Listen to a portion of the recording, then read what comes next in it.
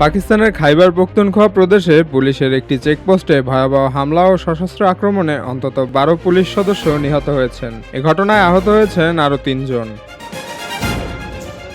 শনিবার গভীর রাতে প্রদেশের উত্তর পশ্চিমাঞ্চলীয় বান্নু জেলার ফতেহখেল পুলিশ চেকপোস্টে এই হামলার ঘটনা ঘটে। আরব নিউজের এক প্রতিবেদনে বিষয়টি নিশ্চিত করেছেন পুলিশের মুখপাত্র কাশিফ খান। পুলিশের তথ্য অনুযায়ী হামলাকারীরা প্রথমে বিস্ফোরক বোঝাই একটি গাড়ি চেকপোস্টে আঘাত করে বিস্ফোরণ ঘটায়। এরপর সশস্ত্র জঙ্গিরা চেকপোস্ট লক্ষ্য করে এ হামলা চালায়। দফায় দফায় বিস্ফোরণের তীব্রতায় চেকপোস্টের একটি বড় অংশ ধসে পড়ে। ঘটনার পরপরই পুলিশের ডেপুটি ইন্সপেক্টর জেনারেল সাজ্জাদ খান ঘটনাস্থলে গিয়ে জঙ্গিদের বিরুদ্ধে অভিযান পরিচালনা করার নির্দেশ দেন। এক বিবৃতিতে বিষয়টি জানায় বান্নু জেলা পুলিশ। বিবৃতিতে বলা হয়, ধসে পড়া ভবনের ধ্বংসস্তূপ থেকে এখন পর্যন্ত ১২ পুলিশ সদস্যের মরদেহ উদ্ধার করা হয়েছে। তাদের মরদেহ বান্নু জেলা সদর হাসপাতালে পাঠানো হয়েছে।